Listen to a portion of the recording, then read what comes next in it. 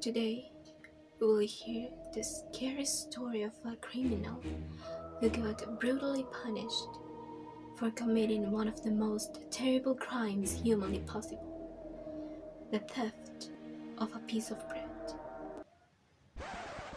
Well, that doesn't sound that scary actually.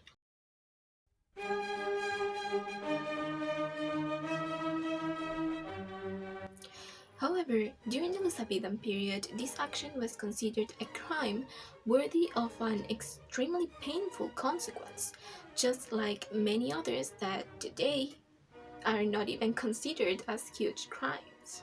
During the Middle Ages, there were a lot of actions that, according to the government and society, needed to be punished, very often with a specific kind of torture or physical pain.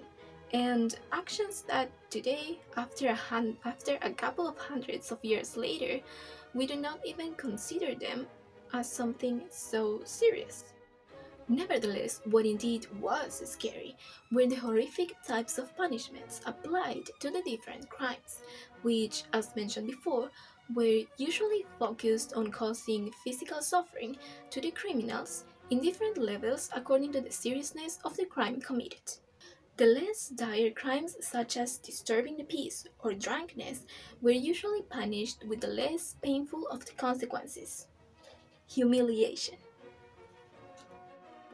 In those situations, the most popular instrument which used seemed to be completely proportional to the crimes committed was the pillory. The pillory was a wooden device that locked the person up in the center of town, allowing people to insult the criminals, jeer at them, and also attack them, throwing rotten vegetables or even rocks. It was basically quite a show. Now, considering that during this period a huge percentage of the population lived in poverty, and since it was really difficult to improve your social class, most of these people were almost forced to become criminals in order to survive, for example, by stealing food. Most of the people who occupied this social position were beggars, who were people who had no home or job, and were usually servants who had been let go, wounded soldiers unable to work, orphan children, or women who had been deserted by their husbands. The penalty for begging during this period was quite brutal. The criminals were put in the stocks, then tied to the back of a cart and whipped out of town. In the case of theft, the punishments became a little harsher depending on the seriousness of the crime committed. If it was considered a petty theft, the criminals could be punished just by the charge of a fine, which also depended on the value of the product that had been stolen. On the contrary, if the crime was considered more serious, the criminals could even get some parts of their bodies, such as their hands or their ears, cut off in order to make people aware of what the criminals have done. There were also some crimes which punishment was very specific. For example, in the case of blasphemy. During this period, it was really difficult to determine whether a person was actually guilty of committing blasphemy. However, in the case you were declared as such, the punishment for this crime consisted in removing your tongue, leaving you, in most cases, unable to speak for the rest of your life, believe it or not.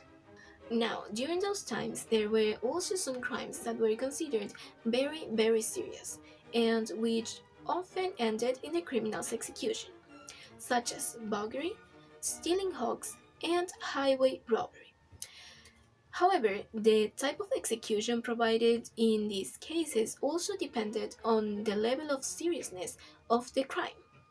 The criminals could get murdered as a punishment by being hanged, beheaded, or even burned alive in front of the whole town, which, aside of being extremely painful, was also really humiliating.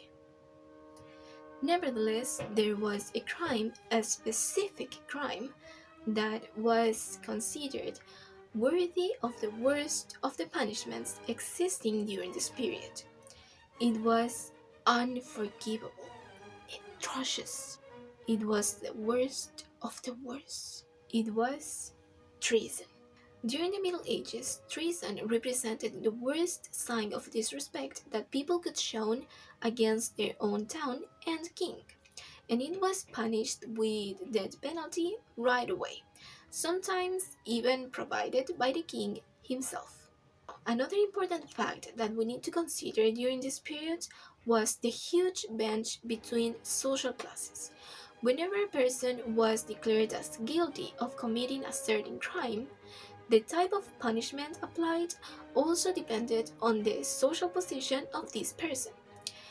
In fact, social classes were so important that it was even possible for educated people to avoid the punishment of the less severe crimes just by proving that they belonged to a higher social position. And how could they prove that? Just by using the benefit of clergy. This benefit consisted on the criminals being given the chance to read a passage from the Bible, a test which, in the case they were able to pass it, provided the criminals the opportunity to pay the price by getting a burned hand to immediately enjoy their freedom, avoiding any further and harsher penalty. We know that punishment works very differently from what it used to hundreds of years before.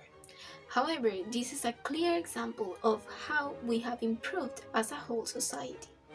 Thanks for watching, and do not subscribe because I'm not going to make another video. Thanks for listening. Goodbye.